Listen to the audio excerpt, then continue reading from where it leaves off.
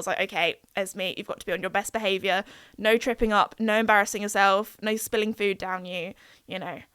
This is, pretend you're in Bridgerton and you've done 1,000 elocution lessons.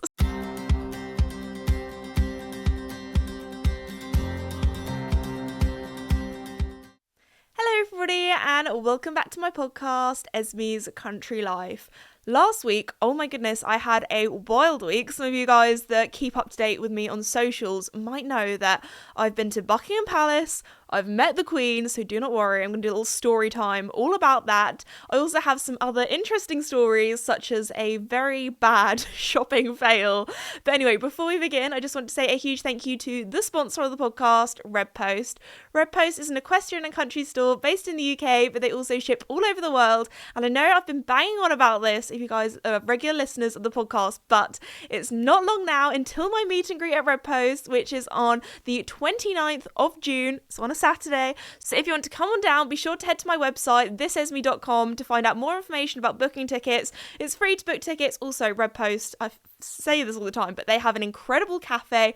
The milkshakes there are very good, and the ice cream. But also, I know last time I did a meet and greet there, so many of you decided to have a little bit of a holiday in Devon. There's a lot to do in the local area too.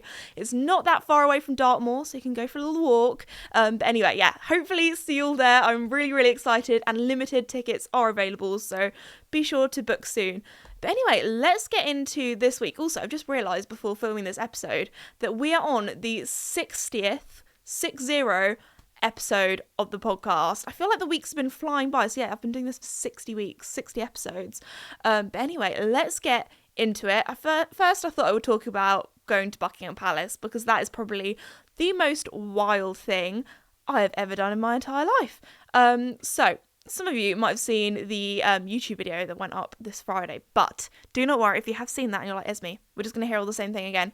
No, you're not, because I have some more interesting stories to tell you, because you guys know on the podcast, you get the deep gossip, you get the deep chat. Anyway, let's begin. So some of you might know that I was invited to Buckingham Palace to celebrate the 90th anniversary of the Brook charity, which I've been an ambassador for 5 years now, which is wild. So I think I actually first heard about the Brook charity and started kind of working or being an ambassador for them when I first heard about them actually at Olympia. And this was when Olympia was called Olympia, not the London International Horse Show. And it was actually at Kensington Olympia in the middle of London. But also, I've just been given over here my little invite. Now, if you are an audio listener, I will read it out to you because it is quite exciting. So it says, the Master of the Household has received Her Majesty's command to invite Miss Esme Higgs, and it has my name on. It's also, if you're an audio listener, it's a little white card that is has gold around the outside, and it also has obviously the crown on. And then after that it says, to a reception to be given at Buckingham Palace by the Queen in recognition of the Brook's 90th anniversary on Thursday the 9th of May 2024 at 12:30 p.m. And then it also has a little thing that says in confirmation dress, it says day dress, sorry, dyslexia moment. Dress, it says lounge suit / day dress, and then it says guests are asked to arrive between 11:40 a.m. and 12 p.m, which is very cool. So there we go. This is my invitation. So obviously that has all been and gone, so I can talk to you all about it, because it was one of those things where I wasn't sure if I wasn't really allowed to say anything, so wasn't allowed to tell anybody, so it's had to be a secret for so long. And I know that in previous episodes of the podcast I'm like, guys, I have this really exciting thing, but I can't tell you about it. But here we go, I can tell you all the goss, all about it.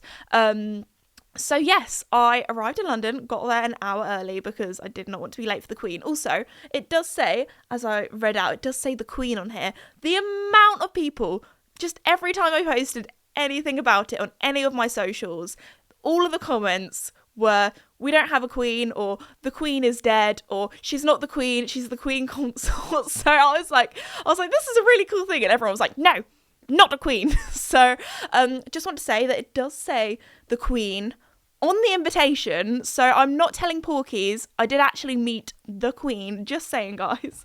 But also, I think when Charles was crowned king, because obviously we have a king now, Camilla was made the queen. They decided to drop the queen consort. So I thought I would just say that, because also, yeah, we do have a king, but we also have a queen. So some people, you know, didn't know that. At first I thought, oh, maybe it'll be people that aren't British, but no, surprising amount of people just didn't realise. So there we go, if you want to be updated.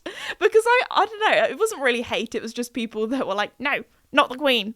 Not the queen. But anyway, continuing on with my little story time for you all.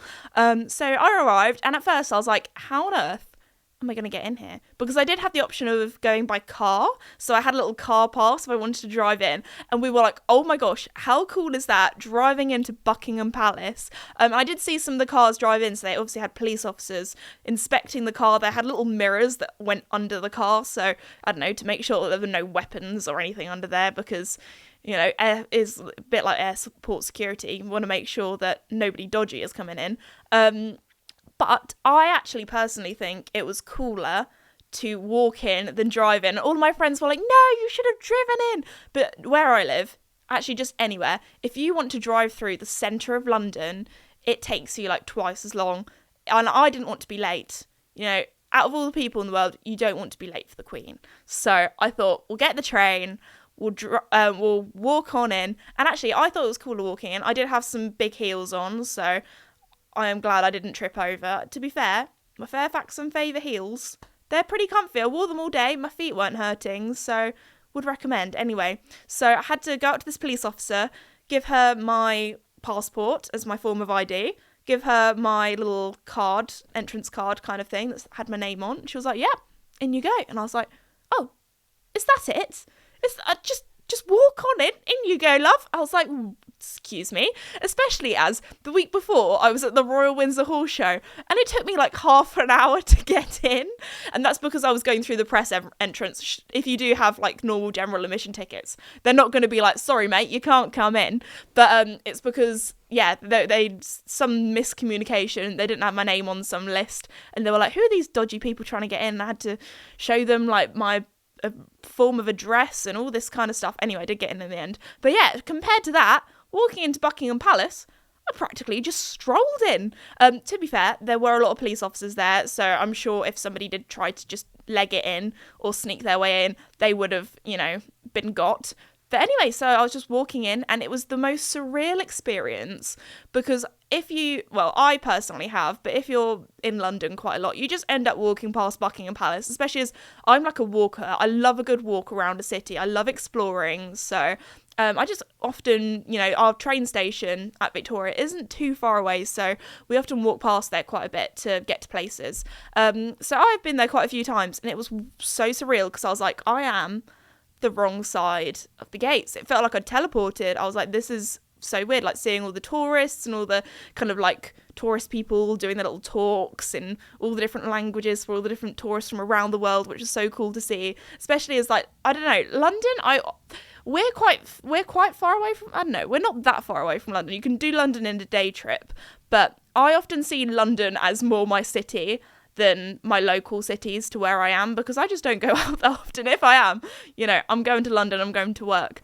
But anyway, that was very surreal walking in. And also at the palace, I didn't really realise, I thought the little archway thing, like that was the entrance, then you're like in the palace, but no, you go into this whole other courtyard, which is huge, and they did have a lot of guards and officers there because they were like, nope, you have to walk around the edge, don't walk through the middle. I was like, okay, I don't want to walk the wrong way. So I was actually bricking it. I was very scared. I was like, what's going to happen? What if I get kicked out? What if I accidentally touch something that I'm not supposed to? So I was very like on high alert. I was like, okay, Esme, you've got to be on your best behaviour. No tripping up, no embarrassing yourself, no spilling food down you.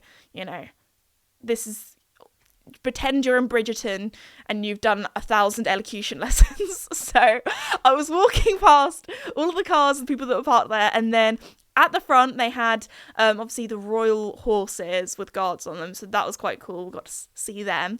And then at the front, they had the mini pony from the Brook Charity and also the mini or miniature donkey, and they were really cute. Went and said hello to them, and obviously, I've been working with the Brook Charity for multiple years now, 5 years, so I know quite a lot of the people there, so I had a little chin wag, had a little catch up with them, and then I was quickly ushered into the palace. So when you walk on up, there are some stairs. It's very grand, as you can kind of imagine. You've probably seen like videos from TV or pictures online and that kind of thing, but there was a lot of red and gold and big paintings, and they had a cloakroom where you could hand in like your coats, bags. Also, I wasn't allowed to bring my phone in or any cameras, so I had to leave them with my dad. It was a very kind of like small group of us, so unfortunately he wasn't allowed in. It was literally just me on my own, which made it even more scary, like walking along. I honestly thought like someone was gonna grab me and be like, no, sorry mate, you're not allowed here, out you go while you're here. Anyway, so I walked on in, and they had lots of like butlers and people there working with the royal family. And when I first got in, I got a little name card that had my name on, and I also got like a little pamphlet about Brooke and the work they do, and like a little thing. I think I did manage to keep it at first. At one point, when we were having our drinks or photos, I had to put all my stuff down for when I obviously met the Queen, because I couldn't have anything in my hands. And then it got taken away, and I was really sad. So there was somebody else left hers on the side, so I might have picked that up. But wait, we're just trying to find it. I think no, yeah, that's the Brooke pamphlet. But there is another thing, hopefully, that we might have kept, but. Oh, here it is. What does it say? It's got the royal crest on the top, again describing it for the audio listeners in red. And then it says, reception in recognition of the Brooks 90th anniversary given by the Queen. And then it has the date and Buckingham Palace. And then it has, I hadn't looked at this properly. This is so cute. So if I read it on the back, it says, horses, ponies and donkeys in the grand entrance are, and then it has their names, and I didn't realise this. In the grand entrance, there is Echo, who is an 11-year-old Irish draft. So I assume that's one of the big boys that belong to the royal family. We have George, who is an 8-year-old Irish draft. I do have a soft spot for Irish drafts. They're like big gentle giants. And then we have Alfie, who is the mini donkey, who is 7, and then we have Lala, who is the miniature Shetland pony, who is 15. So there we go. And then it says the thing about the photographers and where you can see the photos and like a little password for that. So I'll cover up the password, but there we go. If you are watching on YouTube, this is what it looks like. So that is very cool. I just pop that down there. I definitely didn't just chuck it on the floor. Anyway, moving on. What was I talking about? Oh yeah, so I did manage to keep that. I did manage to find another one that I could take home with me. But anyway, we walked into the kind of front room, back room, middle room. Basically, we just walked straight up the stairs, straight into the room. We didn't really get to explore around the palace or go very deep into it, but the room that we were in was very nice because it had windows where you could see outside into the garden, because they were getting ready for a garden party, the Queen, she's a busy gal. She had another sort of charity thing going on later that day. But anyway, so I walked in, had a little mingle, a little chat with everyone, which, was a little bit daunting, especially walking in on your own, and I was the youngest person there as well. But there were a lot of ladies and gentlemen who were donors of the Brooke charity that had obviously donated a lot of money over the years to be invited, because it was a very small amount of people that were there, probably about maybe 40, 50. There wasn't that many people at all. And then obviously they had people who were high up in the Brooke and had done lots of work for them. And then they also had lots of TV personalities and their ambassadors there. So I actually ended up chatting there were 2 TV vets there. There was the Yorkshire vet, who was very lovely, chatted to him, Jonathan, and then there was also Dr. Scott, who is another TV vet. Now, I have a funny story about this that my mum actually told me afterwards, which is it makes me chuckle. But anyway, so when it was time for the Queen to arrive, obviously they were like, okay, everybody, can you they ushered all the sort of ambassadors or TV personalities or lol me to the front, and I actually got placed second in line. So I was next to Alistair Stewart, and I was the second person that the Queen met. Now I was expecting maybe somebody to come along and tell me how to curtsy or address her. Luckily, I did a little Google, did a little search, and I did actually kind of remember how to curtsy from when I met Princess Anne back in 2017, so a long old time ago now. That was when I was at the Pony Club conference, and I did a speech there, and she did she did quite a big talk actually, but anyway, so that was quite cool. But anyway, so I had a little chat to her, shook her hand, and luckily there was a guy next to her that was introducing everybody. So he was like, this is Esme Hicks, also known as This Esme, and she is an ambassador for Brooke and does a lot of social media for them. And I was like, thank you, mate, for introducing me, because I do not know how to introduce myself. I find it hard enough when I sit in a taxi and a guy's like, oh, so what do you do, love? And I'm just there like, If I talk to a farmer, I say I work with horses or an equine. And if I talk to anybody else, like if I'm at the supermarket and, you know, you have a little small talk with the cashier and they're like, what do you do? I either say I am a video editor, because that's quite easy to just like explain what you do. Or I say I work in social media, or I say I work in marketing, which at the end of the day is all kind of true. They're all kind of true, but my job is a difficult one to explain. I don't want to just be like, so I'm a YouTuber who also has a podcast and isn't all, like, that's just a bit too much. I'm not that person. Like, I'm just like, oh yeah, just do a little bit of work in media, you know, bit of editing, that kind of thing, and in the equestrian industry, and like kind of leave it at that. So there we go. But anyway, so luckily he introduced me and I didn't have to do all that awkwardness. But yeah, I talked about the work that Brooke do and how I've helped them with getting the word out about things like the donkey skin trade petition that a lot of you guys signed. So thank you for signing that, and it managed to go through. So yes, save the donkeys. I also talked about my trip to Senegal in West Africa, and I've probably talked about this a little bit before, but I was the youngest person that Brooke has ever taken on a charity trip before. So I was freshly 18 at the time, still a bit of a baby, and I was very lucky that on that trip it was still a very, very eye-opening trip, and I did see some things that were rather harrowing. However, they wanted the trip to be more of like a me showing off the positives and the good work that Brooke has done. So for example, while I was out there, I talked to a female farrier that Brooke had trained up, and she was then going to other villages and training up other women to be farriers. So number one, that's great for women, giving them jobs, but also it's also great for the donkeys and the horses and the mules that work out there to get the proper hoof care. So that was really awesome. And then what else there were like lots of other things. If you want to go and watch the video, because I don't want to like be spieling about this too much, but I explained it a lot better because obviously it's been a little while since I was on that trip. But yeah, that was very cool. So go and watch that video after this or at some stage, because it's a video that I think deserves more views. But anyway, moving on. So I had a good old chat with her, and then she moved on to the next people.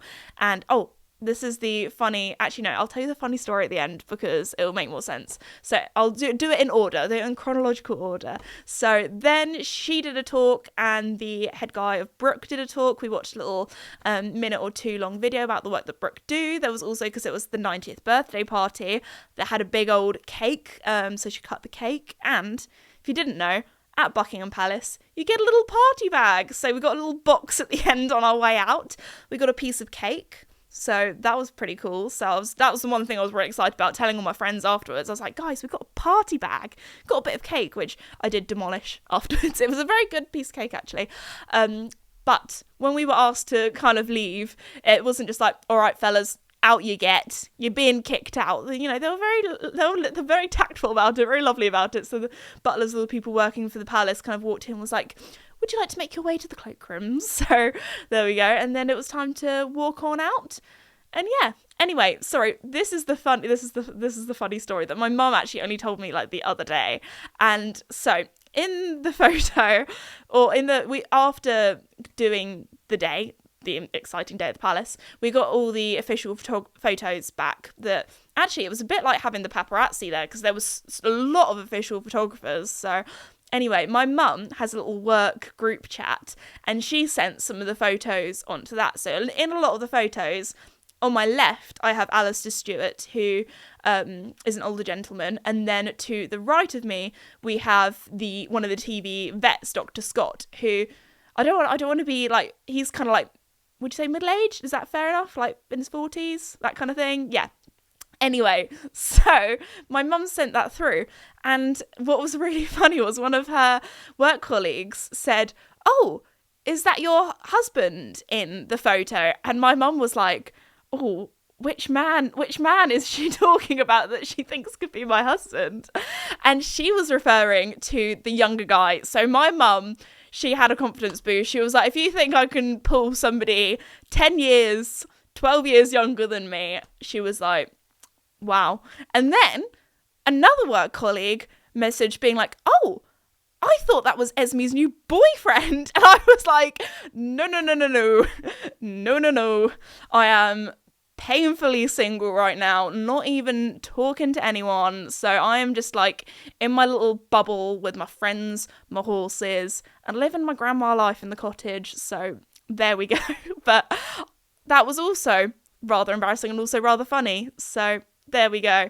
But yes, that is my story of the palace. That's kind of what went down. I'm trying to think if there's anything else that was rather interesting. One thing I do kind of regret though is because I was so busy talking to people, mingling, eating little canapes, drinking drinks, that kind of thing, I didn't actually go to the toilet. That was one thing that I wish I did, because I should have gone in and inspected what the toilets was like, because there is this girl online that I don't know what it is, but I just find it so interesting. I went through this phase and I watched all her videos where she would do like reviews of bathroom toilets in like random places, and there'd always be like quite nice like restaurants and things like that. So should have gone to the toilet, should have done a Buckingham Palace toilet review for you all. Well, I was going to say, I think that was definitely like a once in a lifetime opportunity. So I do not think I'll be going back to the palace anytime soon, but very, very grateful to be given opportunities like this. And thanks to you guys, because if you guys didn't listen to the podcast or watch my videos or like my stuff online, then I would not have been able to go. So thank you. I really, really appreciate it. But yes, that was my story about going to the palace. So the other day, I actually ventured out. I went out into town with my friends because it was my friend's birthday. So that was really lovely. We went and had like drinks on the beach. We went and had a roast dinner because it was a Sunday. And then as we were walking through town up the high street, I had like the weirdest thing happened. So I thought, as soon as this happened, I was joking to my friends. I was like, I need to tell the podcast this. This is a podcast worthy story. So anyway, walking up the high street, and this guy, like, who was walking in the opposite direction to us was like, oh, watch out, don't walk on that side of the pavement. And I was like, oh, maybe, you know, somebody's thrown up and there's like sick on the floor and he doesn't want us to walk in it. Or maybe a dog has laid an egg on the side of the road and doesn't want us to step in it. I could not tell you how shocked I was to see what this is. You will not believe me. And so anyway, walking up, what was there? Not one, not two, but 3 lizards in harnesses on leads. And I was like, what on earth? So there were 2 on the floor and one being like held by this couple, and there was a guy with like a camcorder filming them. And I was like, what in the Brighton is going on in here? Like, me and my friends were joking, like, only in Brighton. So anyway, we were like, okay, there we go. Now, when I tell you, these lizards, they weren't like little bearded dragons. You know, a bearded dragon maybe like 30 centimetres long at most. This lizard was the size of like a corgi. It was huge. And there were 3 of them. And we were like, what is going on? What? Anyway, so that was a little bit weird. So I don't think the pavements or the streets of Brighton is the natural habitat of these lizard things. But there we go. I don't even, like, there wouldn't have been bearded dragon. Like, what even? They looked like some sort of dinosaur anyway. So that was so if, I don't know, let me know if you know who these people are. I might be in the background of one of their videos walking past being like, what on earth is going on? But anyway, so that was a bit of a shock, a bit of a surprise, not what you normally see on a Sunday evening. Let me know what the weirdest thing you've ever seen in the middle of the street, because I tell you what, I feel like I'm winning with that one. That was a very weird thing to see. Anyway, what other sort of story? Oh yeah, my shopping story, my shopping fail. So, you guys might know, this is not an ad, but I am a lover of TK Maxx. It is just, it's like charity shopping, but posh. Because it's not like a normal shop where you go in and they have one thing with like loads of different sizes. You go in there and it's an adventure. My TK Maxx shopping is like going on a treasure hunt. I love it because some things you go in there and it's quite funny because you're like, oh my gosh, who would buy this? This is ridiculous. Disgusting. Not my vibe at all. Which I'm not a judgy person. I always think that anything can look good, but it needs to be in the right context. For example, a floral top doesn't go with streetwear, you know? But some people might see that floral top as disgusting granny, but if you dressed it up correctly, I think you can make it cute. I think you can make anything cute if you wear it the right way or style it the right way. Anyway, but there are just some things, like everyone has their own fashion sense, everyone has their own style, and that's okay. We're all different. If everyone's the same, that would be very boring. But anyway, I love rooting through. It's like a treasure hunt, and I will go through and I will look through every single t-shirt, every single pair of jeans, every single dress, and when I tell you the amount of steals and the amount of finds I found there has been incredible. So the other day when I was at badminton, one of the Fairfax and Favour girls was like, oh my gosh, I love your dress, where's it from? And I was like, well, it's from TK Maxx 2 years ago, but if you want to look at the label around the back to see what brand it is, you're welcome to. And she was like, no way, my dress is from TK Maxx as well. So we had a little bond over our love for TK Maxx. But the amount of like really nice things I found in there, like they often, and maybe it's just my local one, because obviously they're all a little bit different, they all have different stock, but I often think it's quite good actually, because a lot of the stock there are things that people don't buy, and instead of shops, putting them in the dumpster, putting them in the bin, they sell it off to TK Maxx for cheaper. So at least they get some money for it and doesn't end up in the bin. I know some people might be like, why do you want to go there? Like, it's all the stuff that people don't want to buy, but you can find some nice stuff in there. All I'm saying, maybe it's my local one that's like a little magic cave, but I love it. And the amount of, a lot of my Ralph Lauren jumpers, they are from TK Maxx. I've got some really nice dresses that I wear for horse shows. They're from TK Maxx, and there is some like nice designer stuff in there. For example, the other day, these pair of jeans that I bought, you can't really see. Wait, I'm going to do a little shuffle up. That's just a crotch view. You're not going to want to see that. Anyway, moving on. Especially if you're an audio listener, you would have just heard me slowly get away from the mic and disappear into the distance. Anyway, I might have to cut that out. I don't know. Leave it in for the funsies. This podcast, it's a bit raw. You guys love it. A little, this is the real me. Anyway, moving on. These pair of jeans, Tommy Hilfiger ones, they were decent price, so much cheaper compared to retail, and they fit like a glove. I am that person that I'm like, oh, that looks nice, add it to the basket. Also, calling all country girls who still wear skinny jeans, I know that skinny jeans nowadays in fashion, like, it's gone. That's a little bit too 2016 for some people, but I am still a skinny jean lover and wearer, and I will be to the day I die, because I like to wear wellies and boots, and with flares or with wide leg pants or jeans, they just don't fit in. Skinny jeans, though, they look great. So if you are a country person and still a lover of the skinny jeans, oh my goodness. If you go to any so I actually, from Levi's, they had like a massive discount on skinny jeans because nobody wants to buy them anymore. But if you're a country person, it's great. You can get like good high quality jeans. They had some Ralph Lauren jeans in there. They had some really nice jeans. So anyway, unfortunately, they didn't have ones in my size, but you can find some steals in there. Also the homeware, because the one that I have has Home Sense above, which also is fun. I got some really cute Laura Ashley gardening gloves, and they were like decent price as well. Got some cute bits for the garden, so I had a right old blast. Whenever I'm sad, I just go to my little TK Maxx and go for a little walk around, which probably sounds a bit sad, but I love it. It's so much fun. It's like a little treasure hunt. Anyway, sorry, that is my little segment about my love for TK Maxx. Okay, also, maybe this is going to put you off TK Maxx, but I've never had this before. Never ever. Maybe it's just my local town, but there was this dress that I tried on. It was a t-shirt dress. It was a Ralph Lauren one, so a very nice one. I thought, oh, this could be really cute. I tried it on. It was white with pink stripes on. And, oh my goodness, when I turned around and saw on my bum cheek that there was a suspicious brown stain, I think I almost gagged. My heart dropped. I was like, oh my goodness. I don't want to think about what that could be. I'm going to pray to the Lords that it's chocolate and not something else. When I tell you, I whipped that dress off so quickly. So, I mean, to be fair, the changing rooms did smell a little bit. So, no, I'm not even going to go there. No. Anyway, moving on.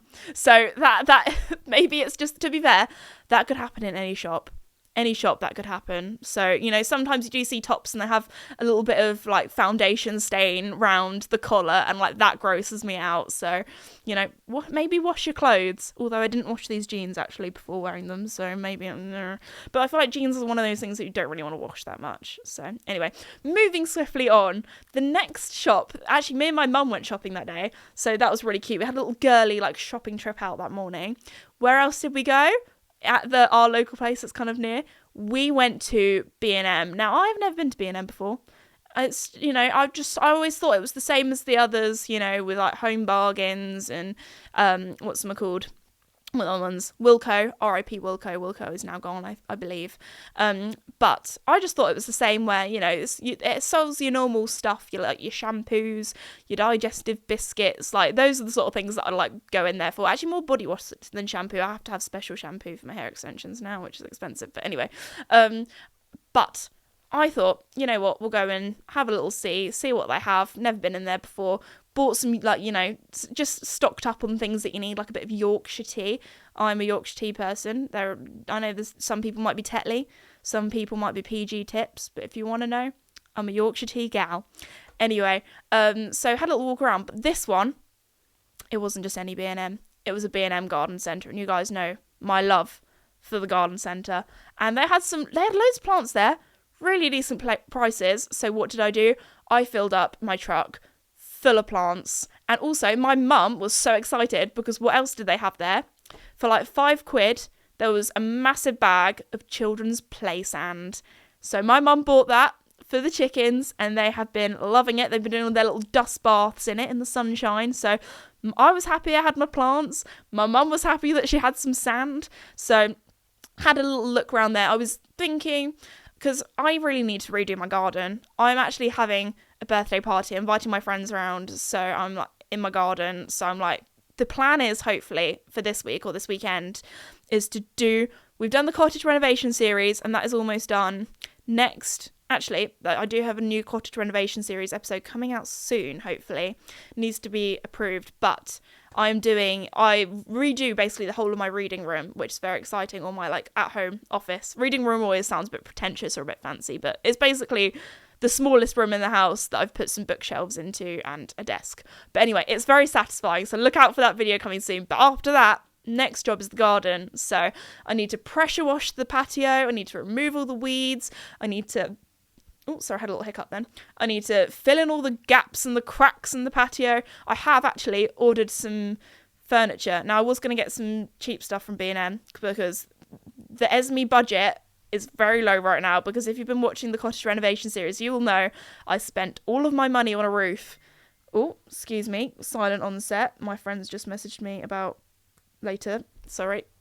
Professional. Anyway, so, you know, actually I'm going to keep that in. Mrs. Popular. Be like, yeah, my friends are messaging me all the time. Yeah, I have friends. Anyway, I was looking around there and to be fair, they had some good garden furniture, like a little table and chairs. Like, I don't need much, just somewhere that I can sit, have some dinner outside, because when the weather's nice, and, you know, I have quite a big, you know, the garden I'm very lucky is a decent size, and I want to spend more time outside in the garden. So, actually, tell you where I didn't get that in the end.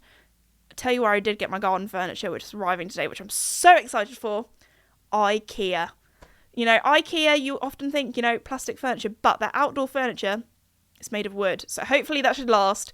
Every year, you bet I'm going to be slapping some oil or, you know, varnish or whatever it is. I'm going to make it last. I'm going to make it last because the last of my money I've spent on garden furniture, and it's going to be good.